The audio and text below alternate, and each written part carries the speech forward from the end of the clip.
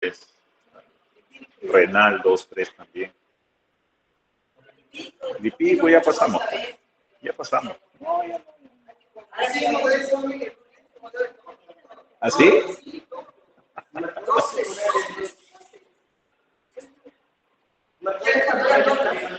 ¿Ah?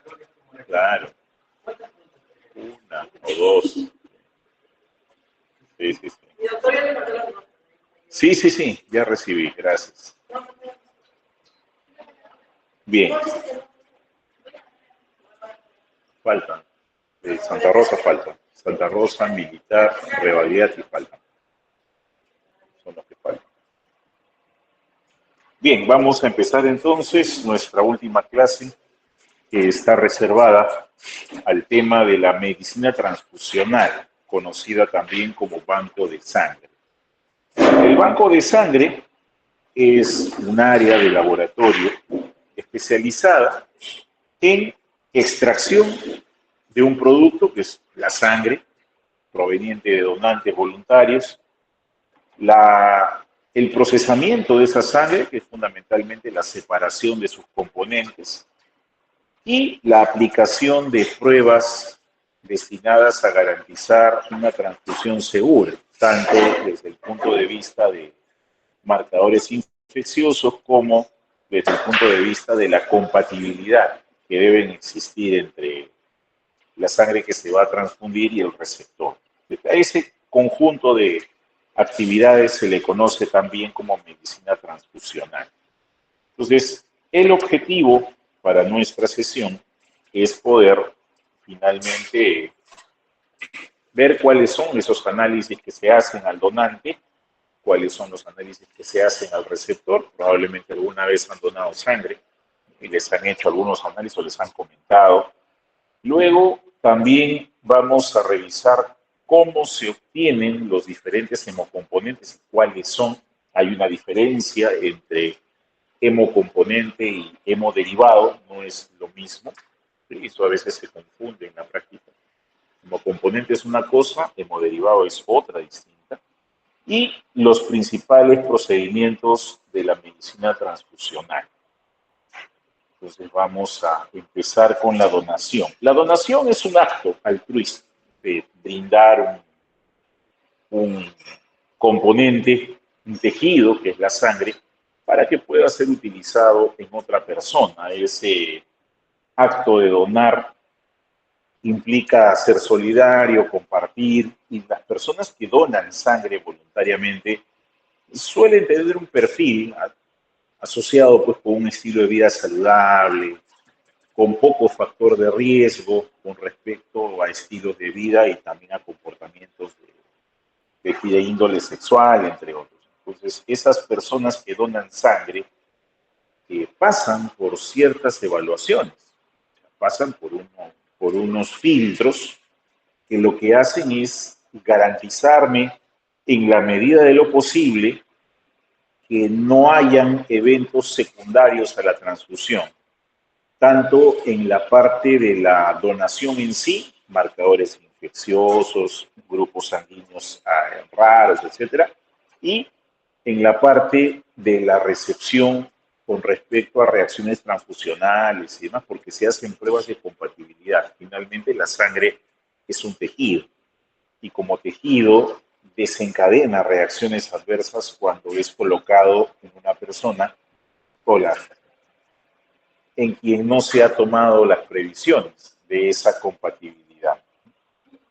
Entonces, dentro de la evaluación que se le realiza al donante de sangre, hay varios procedimientos que se realizan a este donante. Está pues la entrevista, ¿no? La entrevista médica.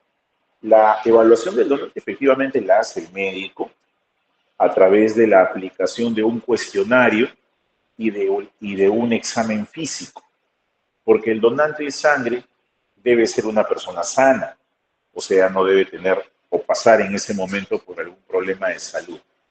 Tiene que estar sano. Segundo, ese donante tiene que ser mayor de edad, puesto que tiene que identificarse con un documento, y ese documento en este país es el Documento Nacional de Identidad. O sea, tiene que ser mayor de 18 años, en otras palabras.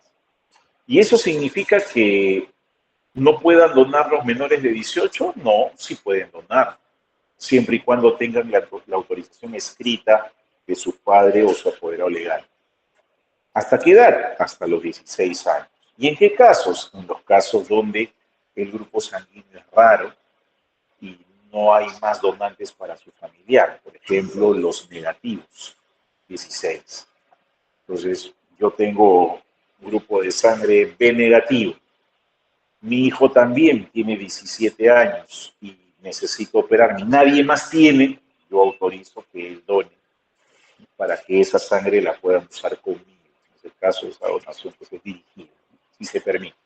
Hay una autorización por escrito. ¿Qué otro requisito se necesita para donar, aparte de ser mayor de 18 años y de gozar de buena salud?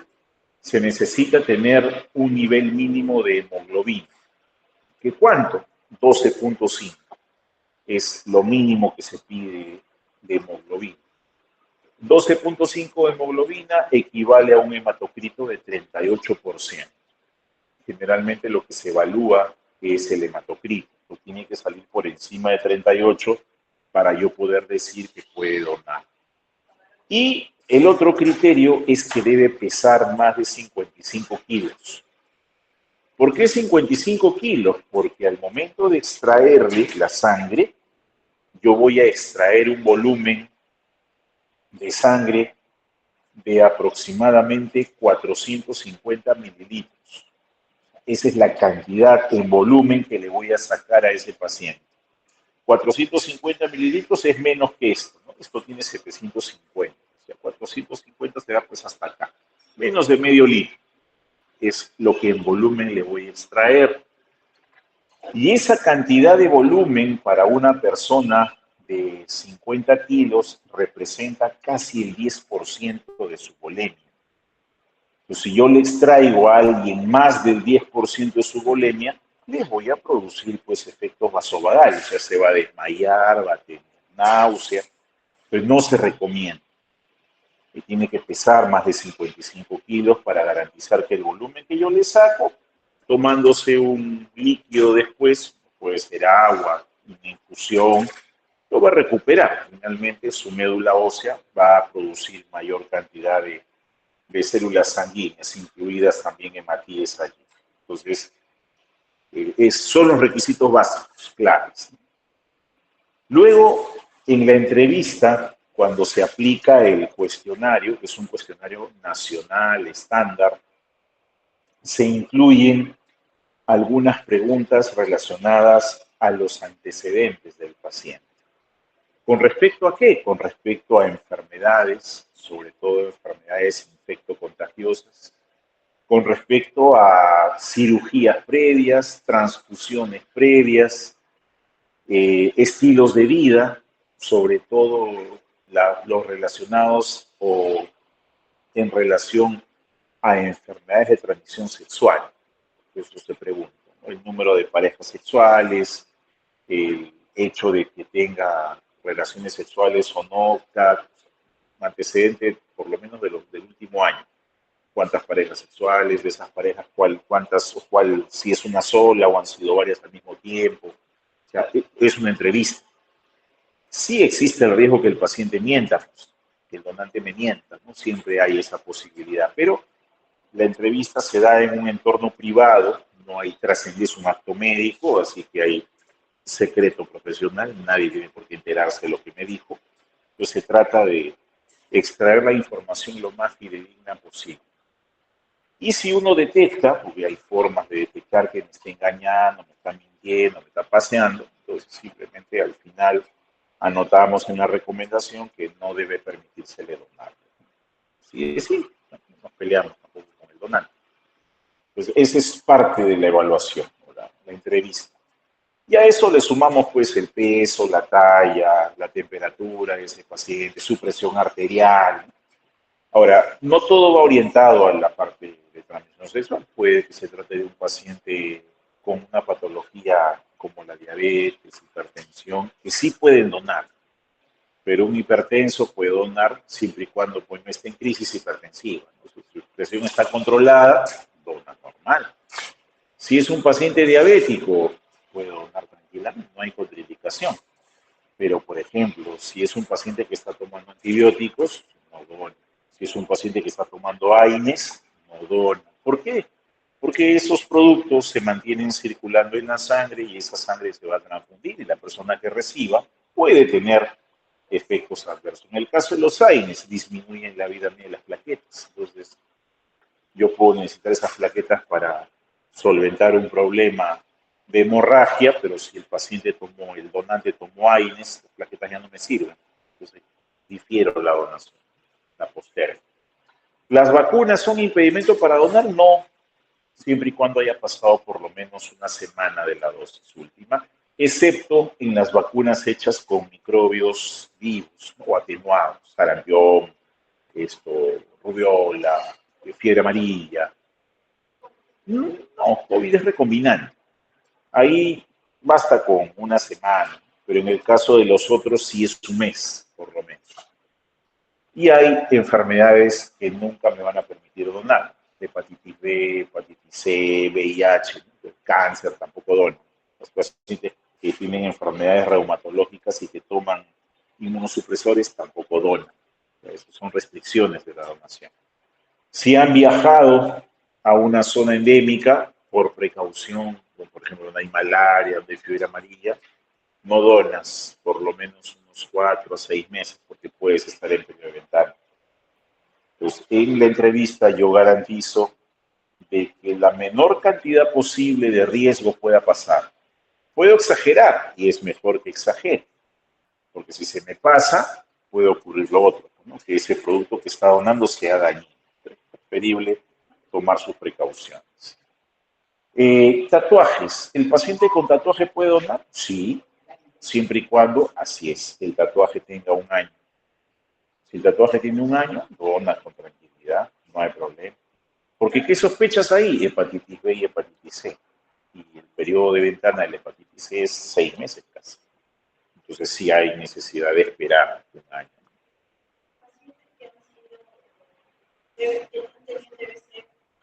Sí, si han pasado 3 años de su tratamiento y ya están curados, sí, pueden donar sin ningún problema. 3 años, claro. Entonces, todas esas cositas hay que evaluarlas. Cada paciente es particular. Hay que preguntar para descartar cualquier posibilidad de riesgo que hubiese. Ahora, si el paciente pasa lactante, por ejemplo, no, la gestante no dona ni siquiera cuando está dando de lactar. Después de los 6 meses, si ya dejó de dar de lactar, puede donar, pero hay que evaluar bien para qué está donando. ¿Por qué? Porque ya el hecho de dar de lactar o el hecho de gestar predispone a manejar un volumen sanguíneo menor porque está haciendo transferencia, ¿no? Entonces, si tú le quitas más, le puede producir un evento adverso. Sujeto valioso, no, preferente. Hasta los 65 años, si gozan de buena salud. Por encima de 65, excepcionalmente, y autorizado por el médico, siempre y cuando se vea que es una persona fuerte, es el único donante. ¿Cómo? Hombre o mujer, claro, hombre o mujer. La restricción de edad es unisex, para los dos igual, ¿no? Ahora, si el paciente pasa la entrevista médica, el donante pasa la entrevista médica, lo que sigue es la evaluación serológica, o sea, la evaluación de los 7 marcadores que la ley obliga a hacerse: VIH, sífilis, HTLV, Chagas, hepatitis B, hepatitis C. Esas 6 enfermedades en forma de 7 marcadores se evalúan obligatoriamente y se evalúan según la ley antes de que donen. Si alguno de esos marcadores sale positivo, la donación se difiere, no puede donar. El banco de sangre no hace diagnóstico, el banco de sangre hace tamizaje. Si yo encuentro un paciente positivo para cualquiera de las mencionadas, lo que yo hago es derivar a ese paciente a epidemiología.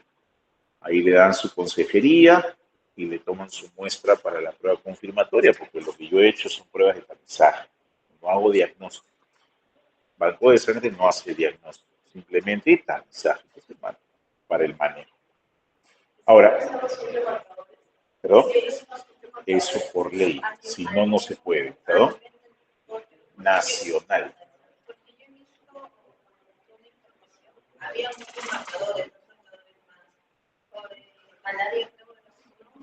En las zonas endémicas sí, sí, en las zonas endémicas aplica, pero para la regla general a nivel nacional solo son 7.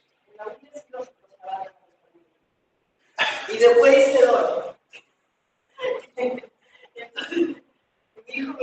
Claro. No sabe, dice, no voy a hacer. El descarte. Empecé a explicar, ¿sabes? No. No, pero donar es bueno. Pero sí he donado. Claro. Es un acto, aparte de que es altruista, o sea, tiene beneficio en el largo plazo. No es que engorde, es mentira. En las zonas endémicas van a dos trabajos adicionales. Y no es obligatorio. O sea, tú lo implementas por seguridad, pero la ley no te obliga a hacerlo.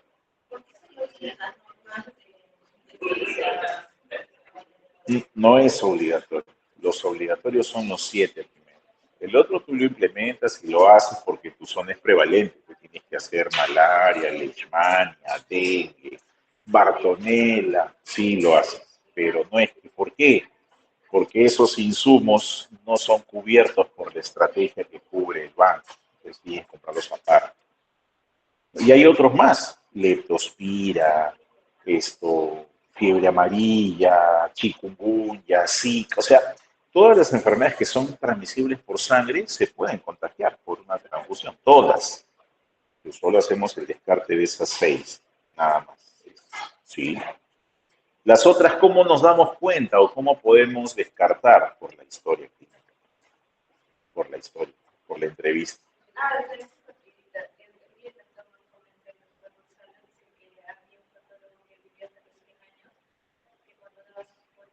No recuerdo el nombre, pero dice que él ha vivido el secreto de este doctor, dice que era el secreto para vivir tantos años, justamente era el donar sangre. Por la regeneración. Hay un estudio de eso. Hay un estudio que en realidad son varios, ¿no? Pero uno de ellos dice que promueve la regeneración, o sea, el estímulo medular promueve la regeneración. Hay otro que asocia la donación frecuente, por ejemplo, el que dona 3, 4 veces al año, compara, ¿no? Población que dona voluntariamente, que no dona, los que donan tienen menos eventos cardiovasculares, no tienen menos afectación por infartos. Y no son estudios peruanos, son estudios europeos. Hay esta asociación. Donen, pues. Ustedes que quieren vivir 100 años.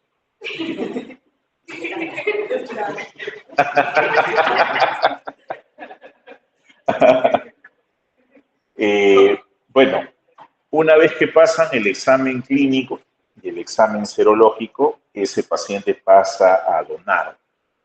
Y una vez que dona, el producto pasa a ser evaluado desde el punto de vista inmunohematológico, que nosotros lo conocemos comúnmente como grupo sanguíneo, pero no es solamente el grupo sanguíneo ABO-RH, hay más cosas metidas allí.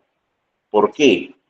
Porque el grupo sanguíneo ABO y el grupo sanguíneo RH, que son dos cosas diferentes, me dan la información de los antígenos presentes en el eritrocito más frecuentes. Pero esos no son todos. Hay más de 50 grupos sanguíneos distintos, 50 sistemas de clasificación, donde está el DAFI, el KEL, el MNS, Diego, o sea, diferente, Luteran. Y todos esos sistemas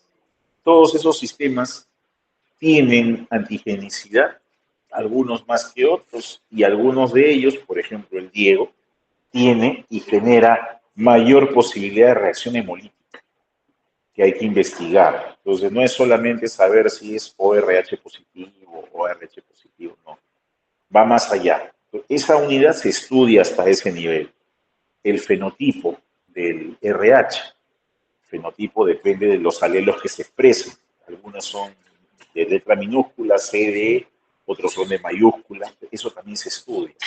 ¿Por qué? Porque cuando yo tenga que compatibilizar la sangre, a ese nivel llega. No es que O positivo, recibe O positivo. No, no, no.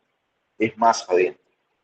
Tengo que, compatible significa que estoy entregando un producto que tiene poquísima probabilidad de expresar respuesta inmunitaria, porque lo que le estoy poniendo es algo extraño. Y mi sistema inmune al recibir algo extraño reacciona. Produce fiebre, urticaria, rash, angioedema, todo eso.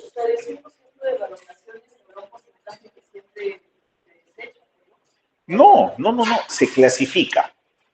Por ejemplo, aquellos pacientes que tienen ese tipo de anticuerpos se etiquetan y se separan. ¿Para qué? Para aquellos casos en los cuales sean compatibles. A ellos se dirige. No se pierde, se clasifica. Eso me sirve para clasificar. Por ejemplo, pacientes que van a recibir por primera vez, o pacientes que tienen cierto fenotipo, va para ellos. Pero el paciente politransfundido ya no, tiene que ser otro perfil. Paciente que está en inmunodepresión, por ejemplo, otro perfil de transfusión. O sea, no es solo grupo sanguíneo. A pesar de que tú estás marcando en la orden que le dan grupo, sí, en tu orden dice y con eso va al banco, pero nosotros lo que hacemos abajo de eso, que no se ve, está un montón de protocolos adicionales para clasificar esa sangre. Paquete globular, sobre todo. El plasma no tanto, el paquete globular sí, se necesita. ¿Ya?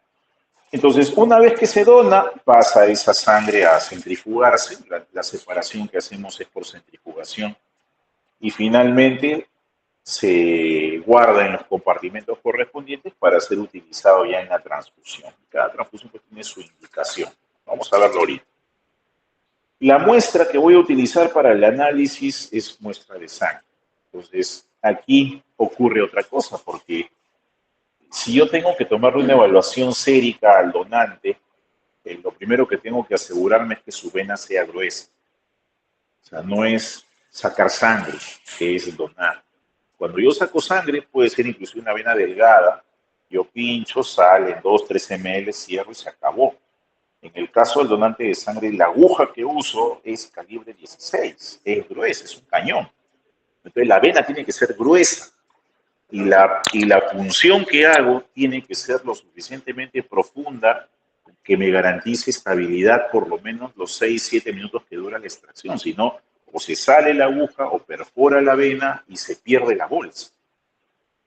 Entonces, si yo voy a sacarle sangre para ver cómo está su hematocrito y otra vez para su serología, y yo no, una sola vez, pincho. Y las bolsas hoy en día vienen con una bolsita chiquita al satélite. En esa bolsita chiquita sacas, así es, eso es para los análisis. Generalmente los primeros mililitros van ahí.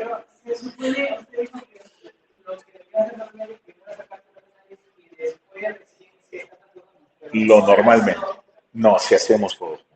¿Por qué? Porque si fuese así, tendría que pinchar 2 veces. No, una sola vez. De repente en la primera lo pincho, el paciente le duele, se asusta y se va, ya no quiere donar. Entonces, de una vez, en la primera nomás. ¿Pasa la entrevista? Ya. Claro. Claro. Ese movimiento garantiza que se mezcle la sangre con el anticoagulante que tiene la bolsa, que no se coagula. Entonces, la vena tiene que ser buena. Elegir una buena vena que tiene que estar ubicada necesariamente en el antebrazo, en la fosa aguda. Ahí tiene que estar la vena. No, si las venas son chiquitas, tiene que ser un venón, vena gruesa, para que pueda donar. Sí. Si no, por gusto es, van a maltratar. Claro. Y hepatitis C.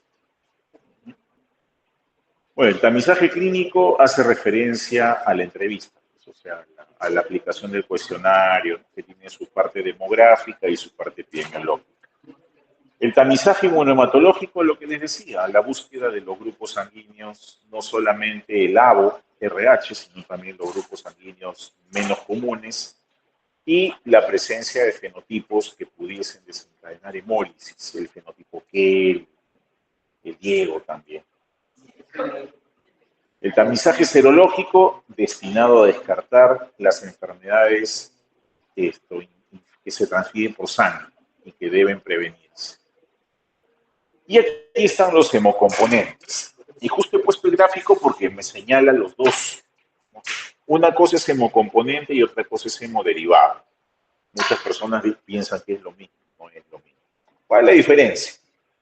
El hemocomponente es aquel componente de la sangre que se separa durante un proceso mediado por fuerza física, por ejemplo, centrifugación. Eso se llama hemocomponente. Es el componente de la sangre separado por fuerza física que no ha sido manipulado con ningún tipo de tecnología química, por ejemplo. No es nada. En cambio, el hemodiderivado sí. El hemodiderivado sí tiene un tratamiento donde hay una manipulación del producto, que no es físico necesariamente. Puede ser químico, puede ser biológico, inclusive. Eso es un hemodiderivado. Ejemplos de hemocomponentes. Paquete globular o concentrado de glóbulos rojos, también se le dice. Concentrado de plaquetas o plasma rico en plaquetas o plasma, simplemente plasma fresco congelado. Hasta crioprecipitado se considera hemocomponente. ¿Y cuáles son los hemoderivados? Bueno, el concentrado de factor 8 es un hemodiderivado, el concentrado de factor 9 es un hemodiderivado, el concentrado de inmunoglobulinas es un hemodiderivado, el concentrado de albúmina es un hemodiderivado. ¿Por qué? Porque para producir eso yo necesito una planta industrial donde llegan todas las donaciones, se llama hemocentro. Y ahí es donde meto todas las donaciones en un componente que me va a separar por otros medios no físicos, las partecitas que quiero. Y eso en el Perú no hay todavía. No tenemos planta de hemoderivados en el Perú, no hay. Tan es así que el factor 8 lo exportamos. ¿De dónde lo importamos? De la India, ¿sí? Traemos de la India el factor 8. ¿Ah? ¿Algún día tendremos? Seguramente. Pero si no donamos, ¿qué vamos a tener? ¿De dónde vamos a sacar la sangre? No hay forma. Ahora, ¿qué productos se obtienen fundamentalmente en los hemocomponentes? Producto número 1, el paquete globular. El paquete globular es conocido también como concentrado de Matías o concentrado de glóbulos rojos o paquete globular simplemente, o concentrado eritrocitario también se le dice, por si acaso.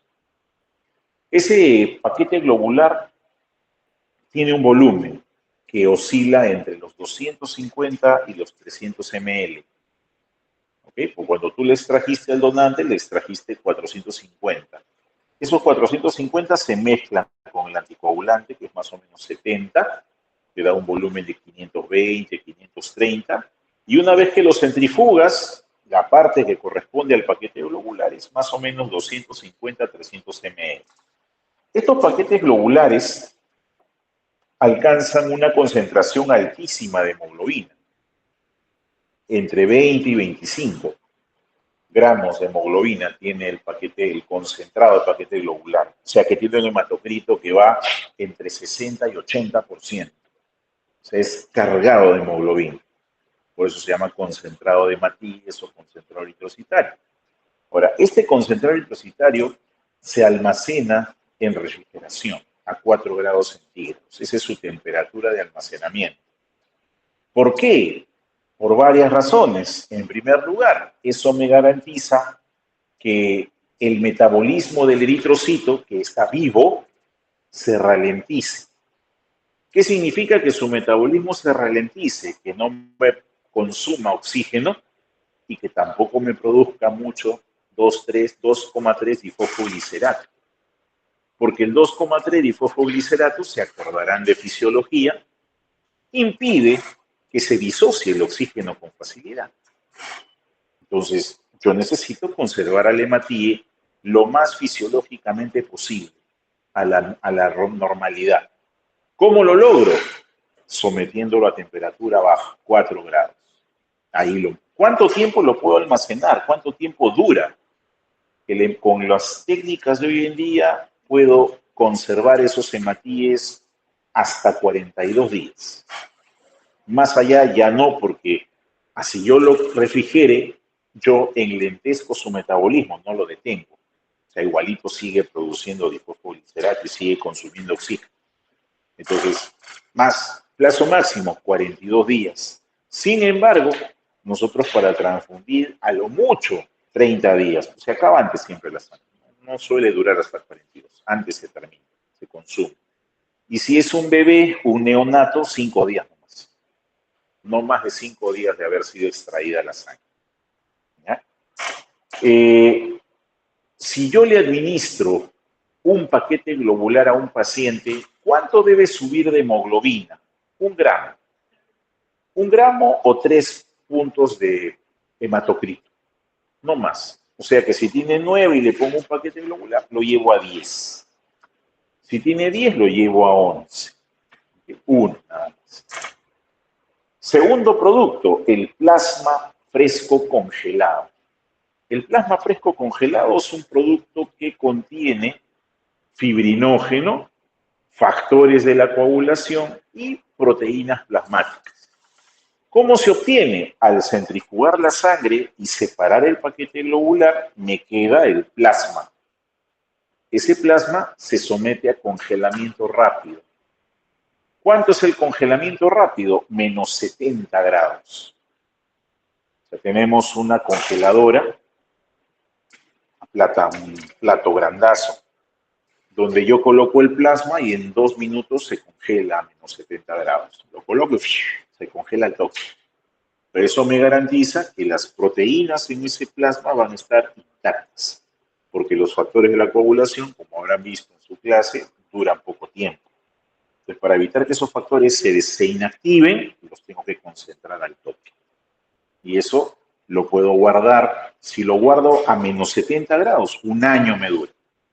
1 año. Y si lo guardo a menos 30, 6 meses nomás. 6 meses.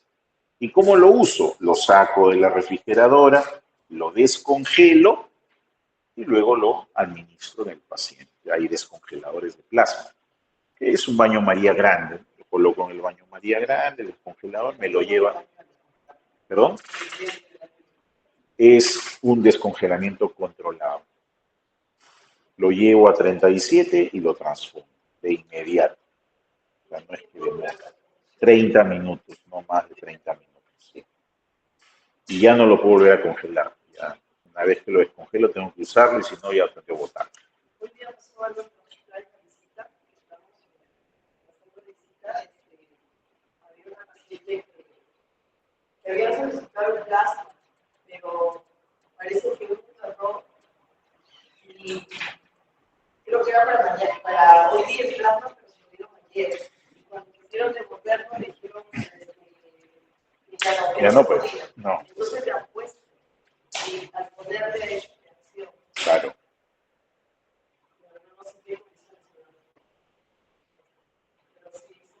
Cuando tú lo descongelas, debes usarlo. Si lo estás pidiendo, pues lo vas a usar. Claro. Pena, se pierde. No es que se consiga, sino más cuesta.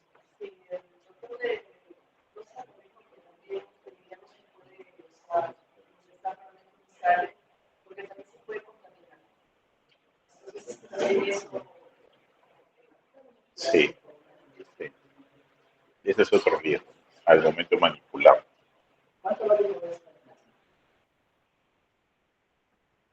Si me preguntas por la bolsa, o sea, el plástico, no la venden sola, viene en conjunto y la bolsa está entre 70 y 80 soles más o menos. Pero el plasma no tiene precio porque no se vende ni se compra, es un delito. Nada. Vender sangre y comprar sangre es un delito.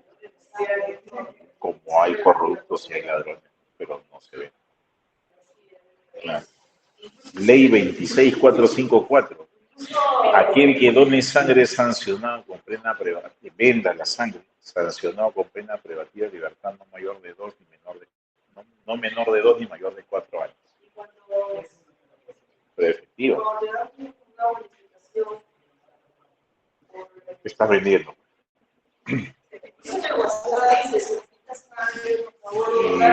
Y está vendiendo. Está, Y las empresas que vienen aquí a ¿de dónde sacan promoción? La donación de acá. los que vienen con su bus. Yo siempre que voy al estado. Los que vienen a pedir sangre, ya, bueno, pero solo un porcentaje de lo que de recolectan lo dan de verdad. No, a ver, existen varias organizaciones de tipo ONG cuya función es promover la donación voluntaria. Entonces, ¿dónde promueven la donación voluntaria? Evidentemente tienes que promoverla donde esperas encontrar gente sana. No vas a ir a un penal, tienes que ir a un centro de estudiantes. ¿No? Obviamente, ¿dónde más? Donde, así es, donde esperas encontrar gente sana.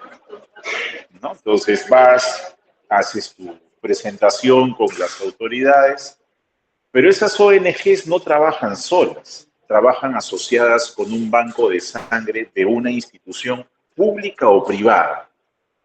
Por ejemplo, nosotros hacemos esa asociación. No. Ellos auspician, claro. Tú lo que hacen es poner su nombre, ¿no? O sea, en la publicidad va la organización tal, en compañía con el hospital tal, organizan la campaña de donación. Nada más, sí. No hay ni dinero ni sangre. No. Nada más, sí, es nada más. Todo funciona, sí. Porque es un sistema controlado. La entidad que extrae la sangre registra esa unidad de sangre con un sello que es nacional y tiene un número correlativo. O sea, no hay forma de que sea por lo bajo. No. Claro, lo que vienen acá a recibir las pensiones son legales. O sea, Claro, si no, ¿cómo entraron? Claro, sí. En su conciencia quedará. No, sí es esto, es legal. O sea, extraes, lo llevan al sitio, al banco de sangre de la institución y ahí lo procesan y luego lo usan, ¿no? En sus pacientes. O sea, ese es el flujo. ¿Que hay tráfico y se vende? Sí, pues hay, ¿no? No es innegable, hay. Que está mal, pero hay. Y que es más probable que te lo ven, pero a veces ahí se malentiende, porque cuando te dicen cuánto cuesta, o sea, la bolsa cuesta, porque es un plástico especial, que tiene aditivos especiales, cuesta. Los análisis que le haces a la bolsa cuestan, porque son reactivos que cuestan dinero, y todo lo que gira alrededor de esa cadena de producción, pero en sí la sangre no cuesta, o sea que poner tu brazo, pero eso no cuesta, eso no es, eso no cuesta dinero, ¿no? Pero sí lo venden, pues no sé, eso sí, y no ha ido a una clínica y ha preguntado, le van a transfundir y les venden la sangre, ¿no? Cada bolsa $1.200, $1.500.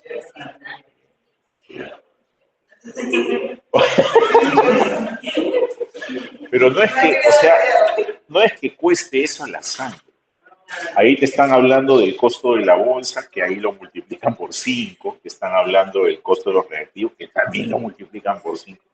O sea, no es el costo de la sangre, porque tú vas y donas, ¿no? El costo hay ahí. Claro, ahora, lo que sí, acá no se ve mucho, pero en otros países, ustedes que viajan lo van a ver, es que cuando tú donas, el donante es tratado como un rey. O sea, vas a donar, tienes unas salas especiales con unos sillones tipo cama, estás mirando tu película, te ponen tus audífonos, luego viste que terminas de donar, te pasan de un buffet para que te sirvas lo que quieres. Claro, ¿quién no va a donar así? Acá a las justas te dan agua, sí que te dan agua. Claro. Es más, todavía lo hacen esperar, le hacen hacer cola. ¿Quién va a donar así? Claro, no. El donante, o sea, ese acto es, hay que fomentarse, porque hay, o sea, ¿La sangre es necesaria? Sí. ¿Hay gente que se muere por falta de sangre? Claro que hay gente que se muere por falta de sangre. ¿Pero qué? ¿No hay sangre? Hay un montón, solo que la gente no está acostumbrada. ¿Por qué? Porque piensan, eso lo venden. ¿Qué harán? ¿Para qué les voy a dar mi sangre? Lo van a vender. No siempre es así.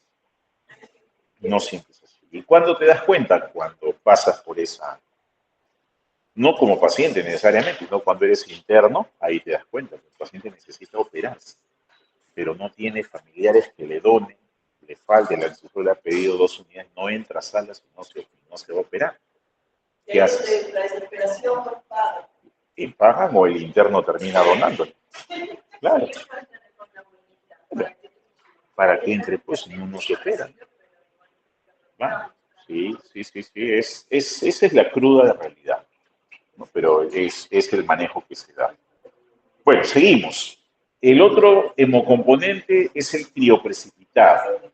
El crioprecipitado sí es un componente especial porque se requiere una extracción un poquito más especializada en cuanto a la centrifugación, y la diferencia con el plasma fresco congelado es que el crioprecipitado tiene fundamentalmente factor 8, factor de von Willebrand en concentración. El volumen del plasma fresco es 250 ml, crioprecipitados son 15 ml nada más, y se reservan para aquellos pacientes que están con hemofilia o que van a ser sometidos a cirugía cardiovascular y se necesita factores de coagulación de ese tipo. Y el otro son las plaquetas. Las plaquetas, curiosamente, son el elemento más valioso porque es el que dura menos, dura solamente 7 días. 5 es el día máximo que lo usamos, 6 y 7 ya no se usa. ¿Por qué? Porque la plaqueta pierde efectividad para adherirse y agregarse. Pues ya no se usa. 5 días ya descarta la plaqueta. Esa plaqueta, cuando administro la plaqueta, ¿cuánto me da? Más o menos 10.000. Tiene 60.000, le pongo unos 70.000, lo llevo. Ese es el equivalente. Y se almacena a temperatura ambiente, no a congelación. El paquete globular es refrigerado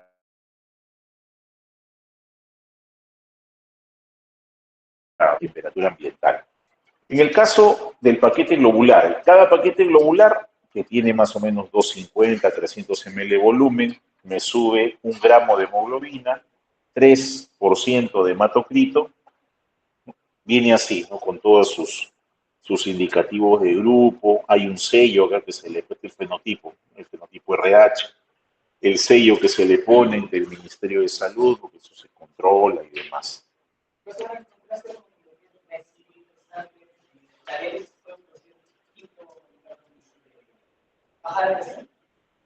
Claro, pero en la diálisis es por la extracción del volumen.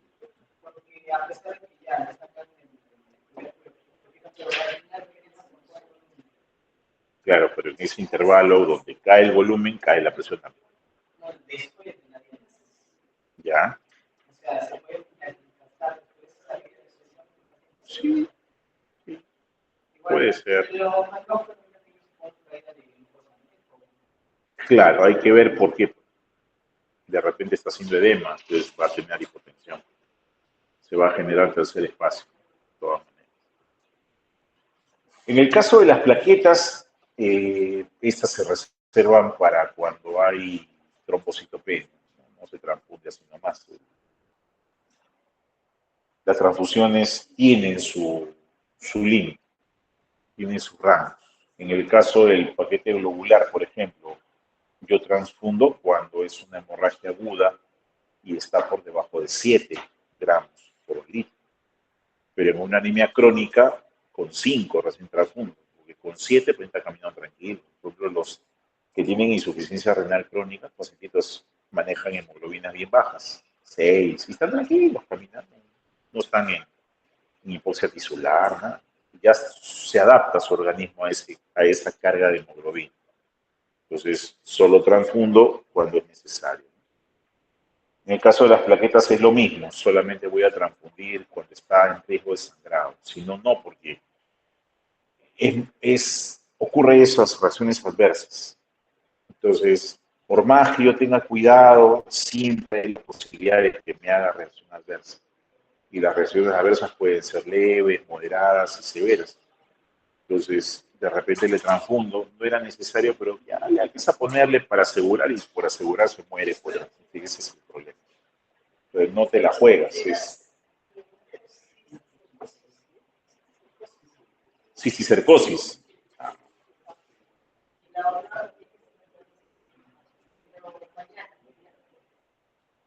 No, las indicaciones de transfusión son puntuales. En el caso de plaquetas es riesgo de sangrado. Y depende, ¿no? Si es menos de 50.000, si es que vas a entrar a operar, tiene que tener más de 80.000, o sea, depende de la situación. Si es cirugía abierta cardiovascular, más de 120.000, tiene su criterio, no es transfundir por transfundir. En el caso del plasma fresco también, ¿en qué casos usamos plasma fresco? Bueno, el plasma fresco se usa por la presencia de los factores de la coagulación y en caso de que haya politransfusión. Si ustedes recuerdan el caso clínico de la transfusión, a esa niña le pusieron bastantes paquetes. Pero cuando sangras, no sangras solo eritrocitos, sangras todo. O sea, cuando alguien sangra, pierde hemátides, pierde leucos, pierde plaquetas y pierde plasma. Pero cuando transfunden, solamente piensan en rojo, rojo, rojo. ¿No? O sea, lo hemoconcentras al paciente. El ¿cómo se llama? El anticoagulante que se usa tiene citrato de sodio. Entonces, una concentración elevada de citrato de sodio acidifica la sangre, lo llevas a la acidosis. Entonces, por cada 5 paquetes lo tienes que meterle por 2 de plasma, obligatoriamente. Y manejar eso con cuidado. O sea, no es solamente rojo, rojo. La mayoría de gente solo piensa en el rojo. ¿No? Hay que pensar en global. Sangras, sangras todo, esas plaquetas como están. Es más, si tú le pones solo rojo, estás diluyendo más sus plaquetas. No, global. Plaquetas y plasma. Todo bajo. Ahora, el plasma fresco congelado tiene albúmina, pero no se usa pues para nutrición. O sea, mi paciente está desnutrido, hay que ponerle plasma para que tiene albúmina para que no, no funciona así. No, no sirve para nutrir, no es un nutriente. ¿No? Lo usan, pues, parece chistoso, lo usan, así lo usan. Igualito que el paquete globular, no es para corregir la anemia. No, la anemia no se corrige con eso, con el paquete globular. Dice, tiene anemia, ponle pues transfundo. No, el paquete globular, ¿para qué hace el hematía? ¿Cuál es la función fisiológica del hematía? ¿A dónde? A los tejidos, ¿no? Ya es por hipoxemia que tú transfundes. No transfundes por anemia. Si fuese así, el criterio sería que menos de 11 transfundes a todos. No es así. Es por hipoxemia. Entonces, si tu paciente estable, con 5 de hemoglobina, déjalo tranquilo, no lo transfundas. Si te empieza a hacer hipoxemia, te hace llenado capilar prolongado, ¿cómo se llama? Te empieza a tener signos de hipoxemia, ya te transfundes de ahí. Mientras tanto, no. Por gusto es. Ya es diferente, ¿no? Ya tienes que buscar cuál es la causa de la cianosis, no siempre es por la anemia. Tienes que buscarle la causa. Si el problema es intercambio gaseoso, ¿qué ganas transfundir? En el caso de los ancianos es igual, el criterio es el mismo. ¿Ya?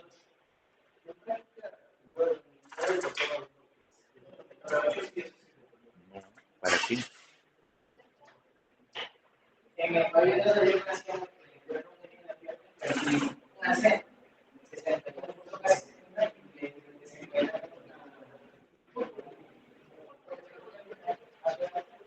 ¿Otra fusión?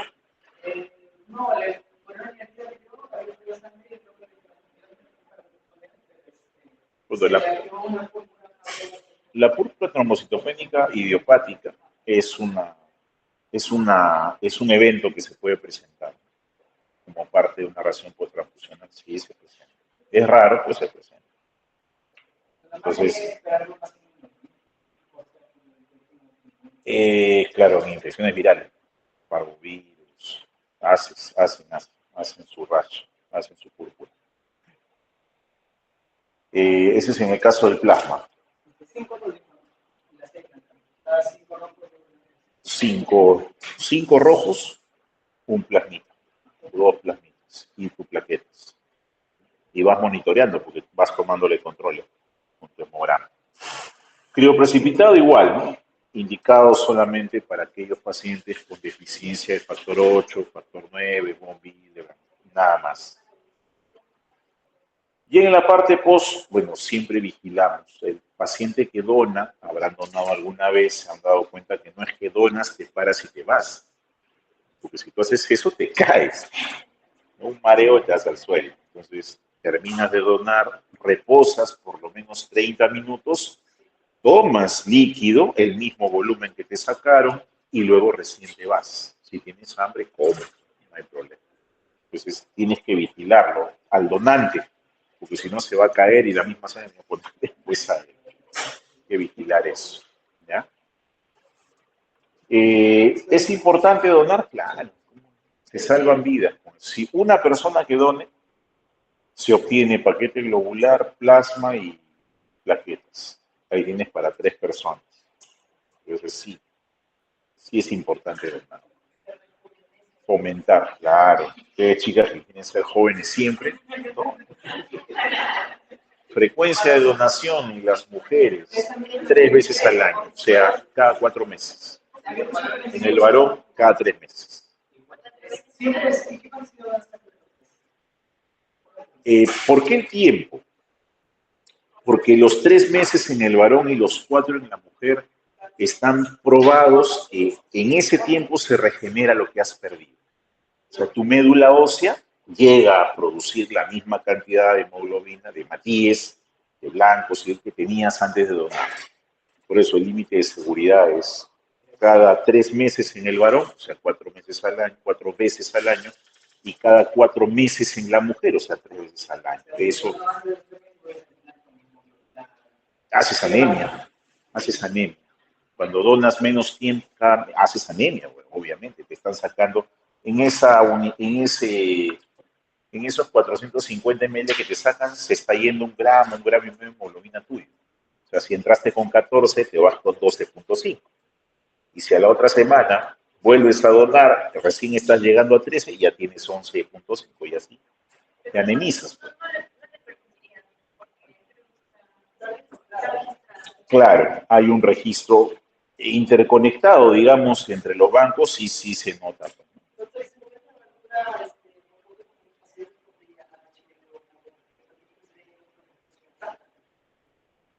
Claro, si hay un positivo, sí, o sea, el paciente, cuando tú los entrevistas, una de las razones por las que ellos donan no solamente es ayudar, sino hacerse su chequeo, o sea, ver su travesura trajo consecuencias o no. Entonces, o regresan por su resultado o tú los ubicas, ¿no? Porque te dejan teléfono, correo, dirección, entonces, para llevarlos a su consejería. Otros vienen porque en el trabajo les piden, entonces vienen, es una manera de ahorrarte lo que te costaría pagar esos exámenes, que no son baratos, entonces, y ahí sale, lo capturan y lo llevan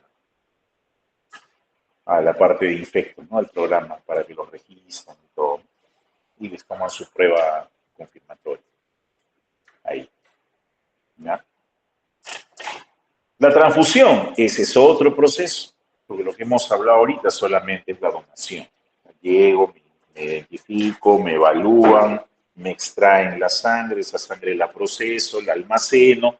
Ahora viene la transfusión. La transfusión, ¿quién la ordena? El tratante, así es. El médico tratante ordena la transfusión de acuerdo a su criterio clínico. Es de acuerdo a su criterio.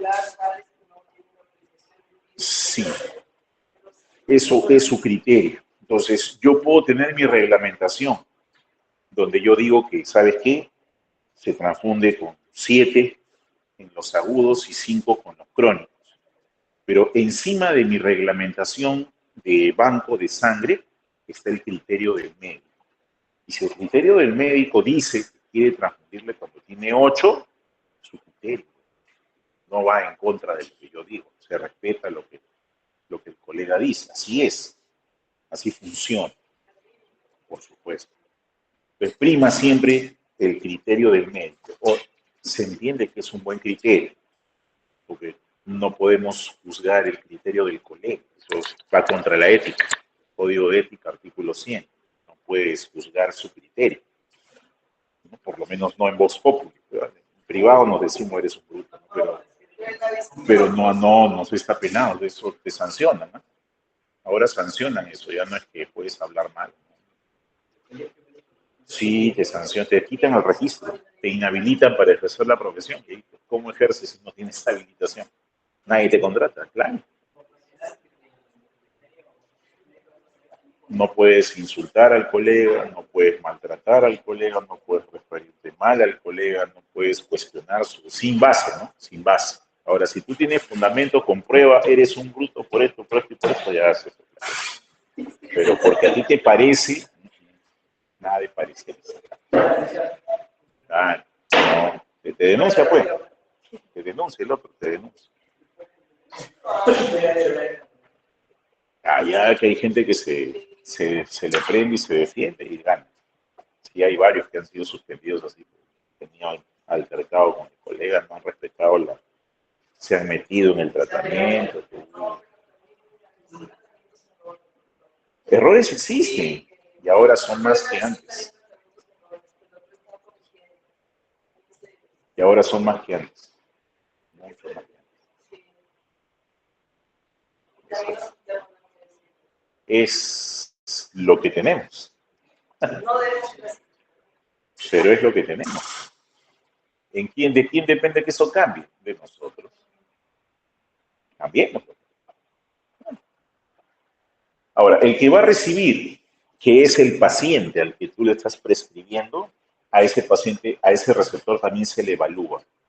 Porque tú le vas, al transfundirle, le vas a hacer, ¿qué cosa? Un trasplante de tejido. La sangre es un tejido. Entonces, ustedes se acuerdan, en el sistema inmunitario existe toda una organización dedicada a prevenir lo que viene de afuera.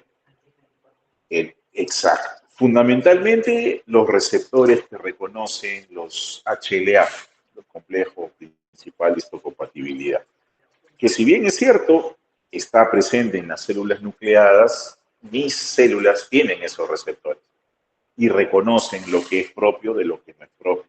Entonces, si yo recibo algo que no es propio, lo voy a atacar. Por eso se produce el trasplante renal, sino porque se produciría el rechazo al trasplante. No habría rechazo, si hay rechazos.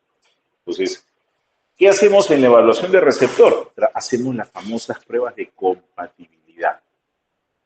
¿Qué significa la prueba de compatibilidad? Que el producto que yo le voy a transfundir procedente de un donante sea compatible con el paciente que va a recibir el paciente.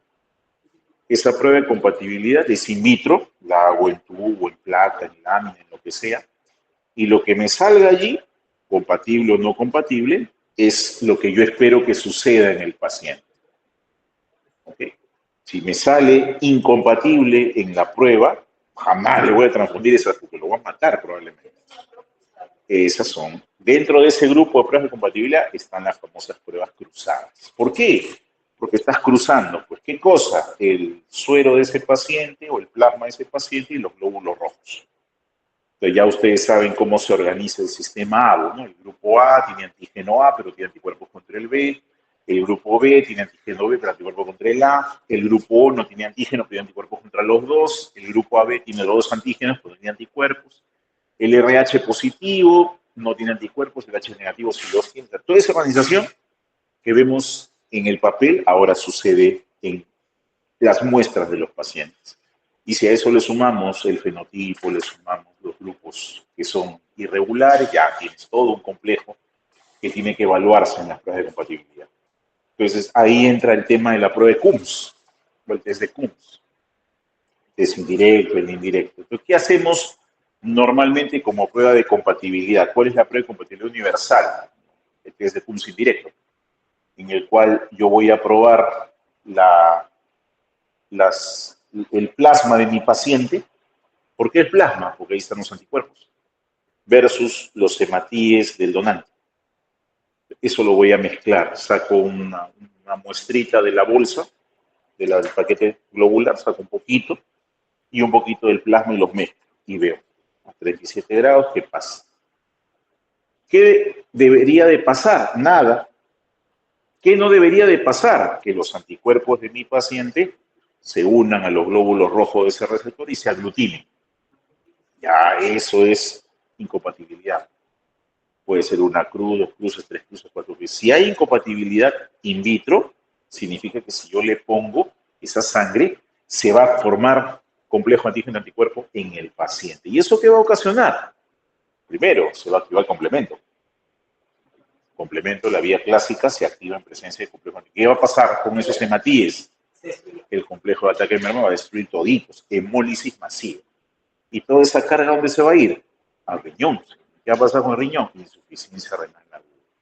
Va a ser peor el remedio que la enfermedad. Para que eso no ocurra, hace la prueba cruzada. Esa es la razón de ser de la prueba cruzada.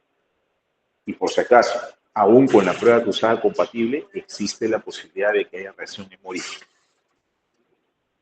Así es.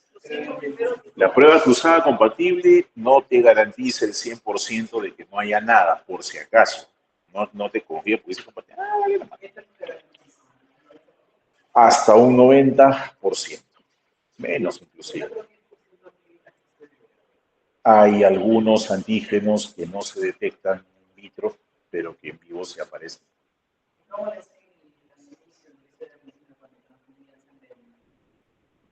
Lo hacían así, Lance Steiner lo hacía ciegas. De hecho, mucha gente murió por eso. Pero en ese tiempo. No, sí hay gente que sobrevivía. Pero como es una cuestión de azar, no sabes a quién le toca, ¿no? Porque lo que hacían no era sacar la sangre aparte.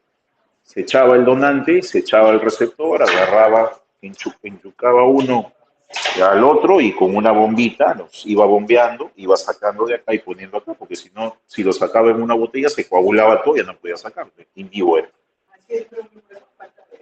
Claro. Mucha gente murió por eso. Pero como la transfusión era un tema novedoso, nadie la hacía y sí salvaba vidas. ¿Qué preferías? ¿Que se muera porque se va a morir de todas maneras por la patología o intentar la transfusión si resulta y 1000 veces prefieres intentarlo, ¿no? Al final va a morir de todas maneras si no lo transfundes, ¿ya? Pero murió por la incompatibilidad. Bueno, así es. Hasta que se descubrieron la forma de hacer las pruebas cruzadas. Las pruebas cruzadas. Entonces, eso ya te da cierto margen de seguridad. Por eso es que debes indicarlo. O sea, ¿cuál es el temor que siempre existe? Que eso te vaya a llevar a un problema médico legal. ¿Qué otra cosa podría ser? Ahora, ¿qué te va a defender en el caso de que se muere el paciente y cualquier problema, cirugía, procedimiento? ¿Qué te defiende? Que tú hayas hecho lo que tienes que hacer. No, ahí sí tu criterio queda afuera y entra tu guía de práctica clínica. Si tú la has seguido, tú has seguido tu guía de práctica clínica tal cual es, no pasa nada. ¿Por qué? Porque las complicaciones existen y las muertes desgraciadamente existen. Pero si tú te desviaste, solo usaste tu criterio, ahí sí te cae. Te cae. Así sí. Todo tiene que estar registrado. La indicación de la transfusión tiene que ser la precisa. Todas las patologías tienen guía de práctica clínica. Todas. No hay patología que no la tenga. Tú puedes. Bueno, ahí tienes un atenuante, pues, ¿no? Yo usé una guía de allá porque acá no hay. Y usé mi criterio de médico. Soy especialista, ya. Ese es tu atenuante. O sea, eso te baja la responsabilidad, no te la quita. Entonces ya no te mandan 5 años, sino 4 nomás. ¿Me entiendes? Así se maneja. Hasta ese nivel se llega. Y justo para eso, doctor, aquí usted indicó, pero no era necesario. ¿Por qué le puso? No, es que yo quería comer. No es yo quería. ¿Es corresponde o no? Claro. Es justamente por eso se implementa el tema de la gestión de la calidad para garantizar que todo lo que hagas esté trazado. O sea, y no es una vía estrecha, es una vía ancha, no es como es, tienes que caminar por ahí, ¿no? Si tú te desvías para allá, hay riesgo de que la vayas a malograr. Si no te chapan, no te capturan, no te detectan, bien, bien por ti. Pero si te chapan, fuiste. No te la juegues. No te la juegues. Eso se conoce, qué cosas se usa, qué no se usa, qué se aplica, qué no se aplica. Y en el caso de la sangre no es diferente. Pues para hacer esa prueba cruzada, ¿qué necesito? Necesito la sangre del receptor. Necesito sacarle una muestra de sangre, centrifugarla, separar el plasma y mezclarlo ¿con qué? Con el paquete globular. Profe, ¿y en el plasma también se hace la prueba cruzada? Sí. Ponte, voy a transfundir plasma. Pero tendría que sacar los hematíes del receptor y mezclarlo con el plasma del donante. También se hace, pero en ese caso es menos frecuente que haya reacción adversa. Es menos frecuente. Más frecuente es cuando voy a transfundir paquete globular. Ese es el detalle. ¿Por qué? Porque el paquete globular finalmente va, al transfundirse el hematíe, es el que es susceptible de ser atacado. El plasma tiene mayor trascendencia. No hacemos pruebas cruzadas. No hacemos. Nos basamos solamente en el grupo sanguíneo, nada más. Salvo que se trate de pacientes con historial conocido de politransfusión. Ahí sí tienes que tener cuidado, otros criterios más. Mientras tanto, simplemente el AVE RH 16. Para la donación, ¿no? Para la donación. 16. Es grueso. ¿Por qué? Porque tiene que salir rápido. Si se demora, se coagula en la cánula y ya no sirve en la bolsa. Tiene que ser rápido. La extracción, este volumen sale en 5, máximo 6 minutos. Es al toque. Y mientras tanto, la báscula va moviéndose y mezclando la sangre que sale con el anticoagulante que tiene la bolsa. Las pruebas, tanto la de tamizaje como las de inmunohematología, hoy en día, con la finalidad de evitar esos errores de interpretación, a mí me parece compatible, a ti no te parece compatible, se usan pues equipos. ¿No? Los equipos hacen todo el trabajo y simplemente me dan a mí el resultado. El grupo sanguíneo, el ABO y el RH me sirven de base. ¿Por qué? Porque es el sistema más conocido, es el que mayor trascendencia tiene, sobre todo el RH en las transfusiones. Acuérdense, por ejemplo, que cuando nosotros tenemos, cuando nosotros tenemos un antígeno, el antígeno que peor respuesta desencadena, pasa Pedro, déjamelo nomás, no te preocupes. Ya, Pedro, gracias, ya nos vemos. Chévere.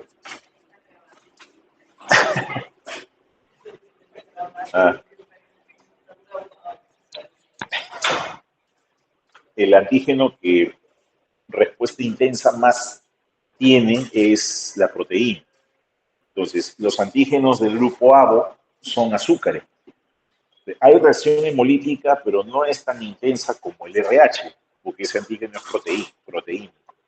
Entonces ahí es peor, las hemólisis son peores. Por eso es que cuando hablan de incompatibilidad, y te hablan de incompatibilidad ABO, y ya se inicia, pues, pero no metes a fototerapia, pasa, ¿no? Pero cuando es incompatibilidad RH ya complica la cosa, es diferente, por el tipo de reacción inmunitaria.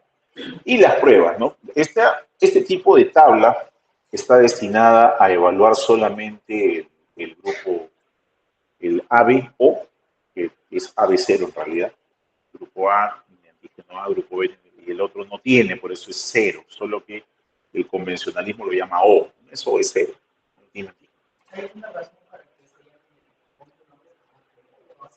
Así le puso Landstein hace más de 100 años. No, lo llamó grupo A y lo llamó grupo B. Y al tercero que encontraron, AB, porque estaban los dos presentes. Y al que no tenía nada, 0, porque era 0. En realidad es 0. Y ahí está el cruce, ¿no? Lo que dice check es que le puedes transfundir. Por ejemplo, ¿cuál es aquí el donante universal, el O negativo? Muchos creen que es el O positivo. No, no es el O positivo. Porque yo no le puedo poner un O positivo a un O negativo. Le produzco sensibilización y luego reacción adversa. No puedo. Así es. ¿Y cuál es el receptor universal? Bueno, el AB positivo, se recibe de todo. No tiene problema. Es un receptor universal. Y claro, los grupos en frecuencia, el más frecuente es el O positivo. 75% de la población mundial es O positivo. Luego viene el A positivo, el B positivo, y luego vienen los negativos. ¿Cuál es el más raro de todos? El AB negativo, el B negativo, son los más raros. ¿Qué significa que sean raros? Que son escasos, son valiosos, son valiosos. ¿B negativo? AB positivo. Ya está dentro de los escasos. Y justamente forman sus clubs porque en caso de necesidad, claro, claro, en caso de necesidad. Pero si eres AB positivo, recibes de todo. Claro, es receptor universal, no hay mayor problema. El AB negativo sí está restringido a los negativos. Ah, qué chévere, mira, o sea, cuando te han hecho la prueba de microbiología en el laboratorio sí te salían los dos marcados, ¿no? Ah, qué bacán. Y el test de Coombs, ¿no? Que es la prueba por excelencia para probar la reacción antígeno-anticuerpo, el directo y el indirecto. El que más usamos es el indirecto en la prueba cruzada. El directo lo utilizamos siempre y cuando el anticuerpo esté, ¿cómo se llama?, ya unido al hematillo, o sea, ya esté marcado el hematillo. Pero el indirecto es cuando el anticuerpo está todavía en el plasma, y es la prueba cruzada. Glóbulos rojos del donante, o perdón, del donante y el plasma del receptor con los anticuerpos, se hace la prueba y si se forma el complejo, positivo. Hola. Y ya en la fase posanalítica hay un proceso que se llama hemovigilancia o vigilancia hemotransfusional.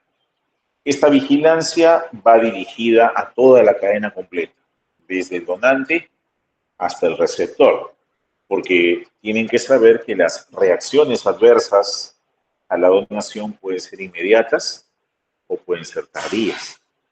De las inmediatas son esas que le dio al paciente el rash, ¿no? Le pusieron y empezó a quejarse de dolor o empezó a tener un rash generalizado o hizo fiebre, eso es inmediato. Pero también están los tardíos que se presentan a veces después de 3, 4 días. Por eso cuando transfundes, no es solamente ponle y ya nos vemos, mirada, que la transfusión sea completa y luego tienes que regresar a evaluar a tu paciente. O sea, hizo algo al segundo o tercer día, está todo normal, para recién estar tranquilo, ¿no? Y descartar que hay algún problema. Y nada más es lo que hacemos. Ahora, la transfusión es un procedimiento con frecuencia utilizado, ¿no? Bien aplicado, con criterio, y lo que se necesita. ¿Quiénes son los que más transfunden? Ginecología transfunde un montón. La parte de UCI transfunde un montón. Emergencia, por lo mismo, ¿no? Y cirugía. Y hematología también transfunde por sus pacientes hematológicos, ¿no? Que tienen anemia plástica, tienen plaquetopenias, tienen ¿no? Las neoplásicas también. Esos son los servicios que más consumen sangre. ¿Sí?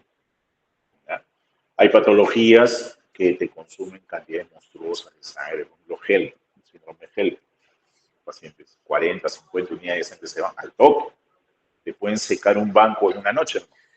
Las rupturas de hígado, ruptura esplénica, también al toque se va la sangre, todito. También. Entonces, esas cositas hay que tener en cuenta, ¿no? Y ahí o le transfundes o se va también el paciente. Hay que tener en cuenta eso. Muy bien. Y la hemovigilancia, pues, contribuye al uso, y a eso es lo que se apunta, ¿no? El uso óptimo. Antes había un dicho, que estaba en los libros, inclusive de transfusión, decía, la mejor transfusión es aquella que no se hace, decía. Pero no, o sea, no es eso. O sea, no es que, si no, nosotros no hacemos transfusiones. cerramos los bancos, no hacemos. No, no es así. Lo mejor es el uso racional, o sea, utilizarlo cuando realmente lo tienes que utilizar. Yo hice una, una tesis, pues, cuando recién entré al hospital. Me puse así de curioso, reciente, primer año, a indagar, ¿no? Porque una de mis rotaciones era en banco. El patólogo también regenta los bancos. Entonces, me pedían y veía pues la orden de transfusión anemia. O sea, anemia, pero anemia, ¿no? Anemia. Incluso pues, recolecté de tiempo, 3, 4 meses. Y se presenté, ¿no? Este, ¿cómo le puse el título? Con mis indicaciones inapropiadas de transfusión de sangre. Entonces, del 100% de las indicaciones de glóbulo rojo, del 100% de las indicaciones de transfusión o solicitudes, el 60% era inapropiado. O sea, pedían por la cura. Y sería desconocimiento, sería, no sé, nada así, no era necesario transfundir. No era necesario transfundir, pero transfundieron. El 60%, o sea, si hiciésemos un uso óptimo, tendríamos mayor disponibilidad. O sea, nosotros, como banco de sangre tipo 2 de MINSA, que es uno de los más grandes que hay, producimos al año casi 12.000 unidades. Eso significa que al día consumimos entre 60 y 70. Es bastante. Entonces, imagínate si ves la mitad está mal usada, cuando necesitas ya no hay. Y ha pasado, ¿eh? Que hemos necesitado, porque viene, pues ahí llegan los gel. Se va todito, ya no, ¿de dónde saco? Ya al rato vienen los politraumatizados, los de cómo se un accidente de tránsito, con fractura después, ¿qué hacemos? ¿De dónde sacamos sangre? No hay, no es una cosa que tú puedas, ¿no? Hay que usarlo adecuadamente. Pues si yo malgasto por acá, en otro sitio me va a faltar. Y así es. A veces tenían ahí la mala costumbre, no, y tenían, ponte, O 30, 40, tenían A, 50, ya no reciban A, no, que se vayan los A. Al día siguiente llegaban 1, 2, 3 politraumatizados de A, se llevaban todito y ya no había A. No, o sea, hay criterios para manejar el stock. Tú no rechazas a un donante porque es A, porque es B, porque es AB. O sea, lo recibes. Y si no lo vas a usar en un tiempo, para eso está la red de bancos. Pero, no sé, hoy, el Carrión, cualquiera, hoy necesito, tengo, te cambio, dame B, te doy el A, ya, está bien. Y se usa así. ¿No? Pero todo va por el uso óptimo. O sea, prescribirlo adecuadamente, usarlo adecuadamente. Por ejemplo, una vez que yo saco el paquete globular de la refrigeradora de 4 grados, eso debe ser transfundido máximo en media hora, porque si no se echa a perder, pues está a temperatura ambiente, es un componente orgánico, y todo componente orgánico se pudre, ¿no? Es natural. Entonces lo tienen ahí y después lo quieren devolver. ¿Ya? Sale con hora, no se devuelve. No, ya no sé, cómetelo, pero no, acá no me devuelves. No, pero no lo voy a transfundir. Ah, no seas tu informe. ¿Por qué no lo has traído? No lo vas a usar. Sucede. Ah, sucede. Todo eso se debe cuidar. Y lo otro es pues, tener trazabilidad, ¿no? Porque también existía esa bendita costumbre de llevarse las cosas a otro sitio.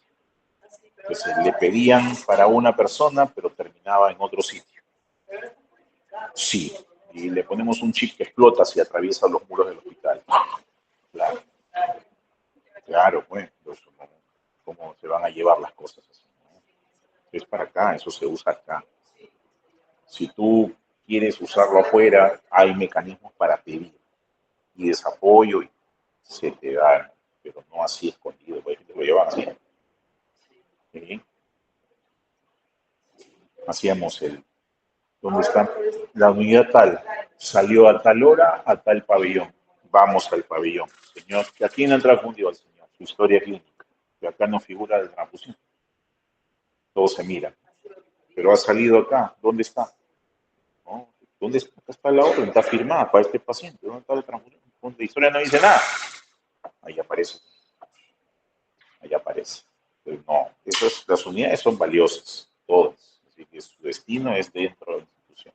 Si tiene que salir afuera, y a veces sale, es previa documentación. O sea, yo, por ejemplo, tengo mi clínica, que necesito una emergencia, porque a veces están operando, necesito ya un oficio, necesito 3 unidades, tal, que ya hasta sale por emergencia. Pero hay un papel que estás llevando, pero no así escondido.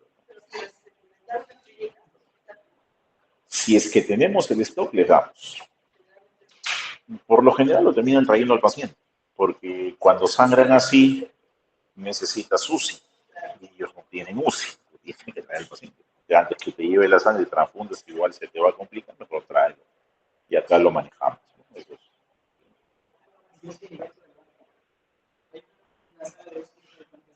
No, me refiero a la UCI del hospital. Claro, claro, lo manejas ahí. Eso es algo que siempre se valora, ¿no? Y cuando trabajas en un privado, siempre buscas trabajar con cirujanos promios, pues, porque si no, los que se llevan las arterias de Charma, ¿no? Tienes que ser bueno. Claro.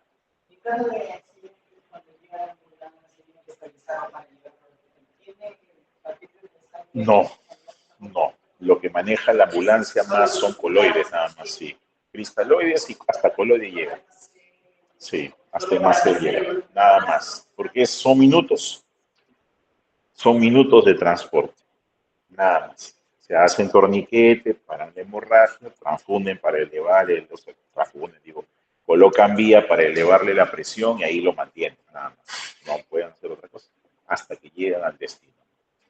Una vez que llega, sí, pues, ahora cuando llega de emergencia, por ejemplo, es el trauma shock clásico, es el que piden las unidades sin prueba cruzada, no hay tiempo de prueba cruzada demora media hora, 40 minutos.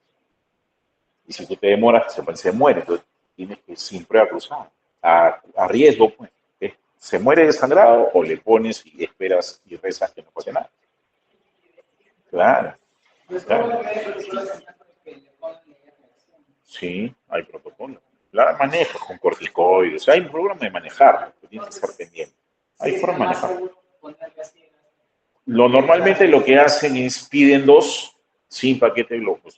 Cuando llega un paciente así, no usa una ni 2, te usar 5. Entonces va poniéndole 2 mientras las otras 3 se van trabajando, porque no es que la unidad de el paquete globular no pasa en un minuto, ¿eh? Eso pasa a goteo, tú le pones un minuto, le provocas un... No, lento, lento, por supuesto, entre otras cosas, no, va lento. Entre 1 hora a 2 horas demora en pasar el paquete. Entonces, claro, pero mientras va pasando 1 o 2, si quieres poner, vas haciendo las pruebas de los demás. Claro. No, ya esos ya salieron, ya lo estás transfundiendo. Si durante el proceso te hace algún tipo de reacción, suspende. Cuando suspende, sacas, para ese tiempo ya tienes el otro preparado. Así va jugando, si no, olvídate. ¿Ah? Por eso los bancos generalmente están cerca de la emergencia, están cerquita. Cualquier cosa, pues, los bebitos, por ejemplo, que usas cantidades bien chiquitas, ¿no? Hay bolsitas aparte que las depende, 10 mililitros, 15 mililitros, depende del tamaño del bebé. Depende.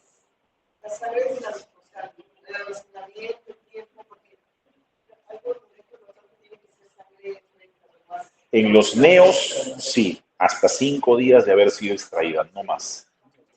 ¿Por qué? Porque el 2,3-difosfoglicerato después del 5.º día empieza a elevarse y su capacidad disociativa de oxígeno es menor. Entonces, en un adulto no pasa nada, se toleras eso, en un neonato sí es necesario controlar.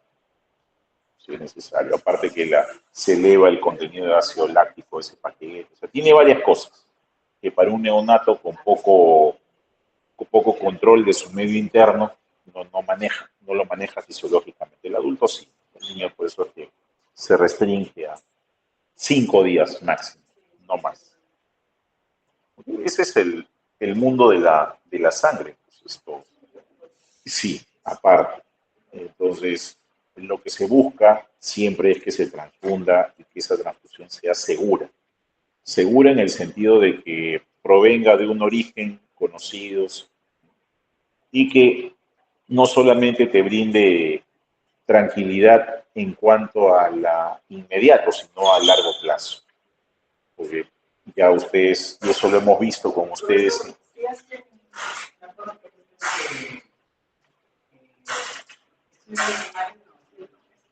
Guían parte del cuerpo en desinfectar animales, por ejemplo, ahora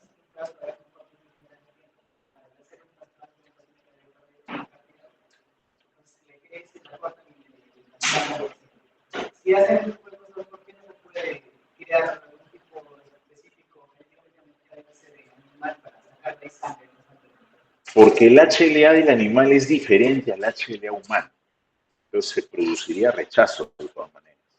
No es compatible. En el caso del humano, lo que hacemos es la colecta de células madre. O sea, estimulas a través de inyecciones de factores estimulantes de colonias al paciente y eso hace que su médula empiece a fabricar mayor cantidad, o sea, sus células madre empiezan a dividirse en realidad, porque no las fabricas, se dividen, y luego haces un aspirado medular y extraes médula, purificas esa médula identificando a las células madre y las separas. Y esas células madre las puedes inyectar, por ejemplo, en un infarto, inyectas. De cordón sí es toti, de cordón.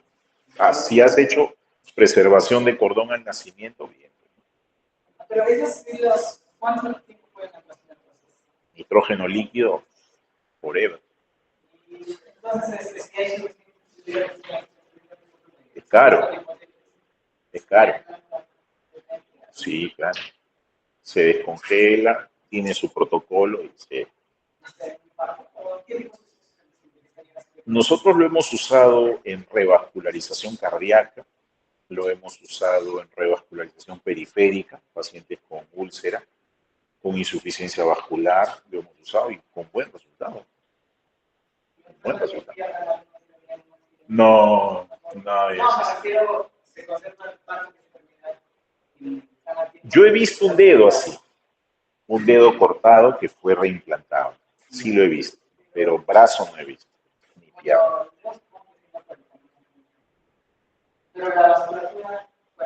No, el cirujano vascular trome, pues, logra unir, sí, logra unir.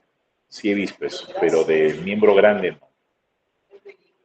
En la película sí, pues no es ahí, sí. Claro, se vuelve a unir todo.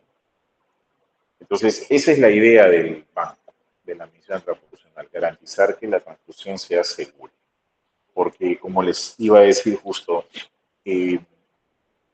con toda la tecnología que se tiene disponible, existe una tasa, un porcentaje de positividad de 1 en 300.000 para el VIH, por ejemplo. Significa que de 300.000, uno se me va a pasar. Así es. Use lo que use. Entonces, ¿a quién le va a tocar esa bolsa? ¿Ah? Y ha pasado, en el Perú ha pasado, en algunos bancos ha pasado, aquí en Lima. Ahora, si tú has observado tus protocolos de trabajo con respecto a tu control de calidad, bueno, la literatura lo describe, así que, pero si no, problemas. Sí, la maternidad pasó.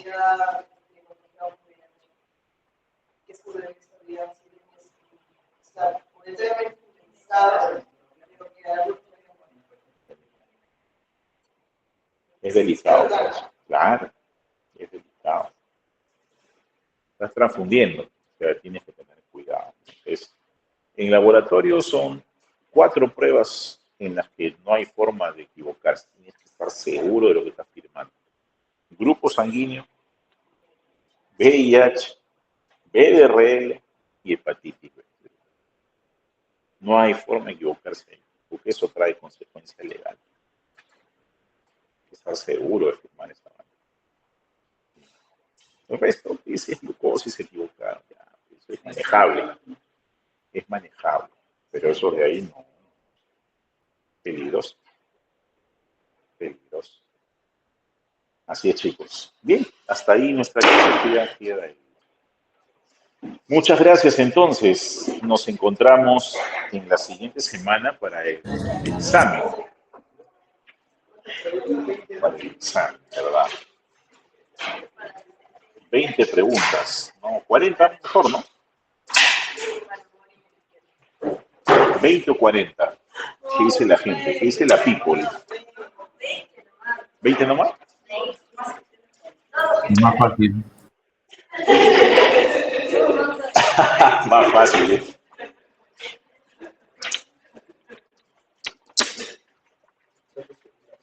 Ya, pues 20 serán entonces.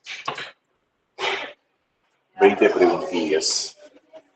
Nos vemos chicos, gracias, gracias, hasta la siguiente semana. Viene desde el tema 9 en adelante, ¿ah? O sea, sí, unidad 3 y 4 nada más. Solo unidad 3 y 4, nada más. ¿Ya? Muchas gracias, nos vemos.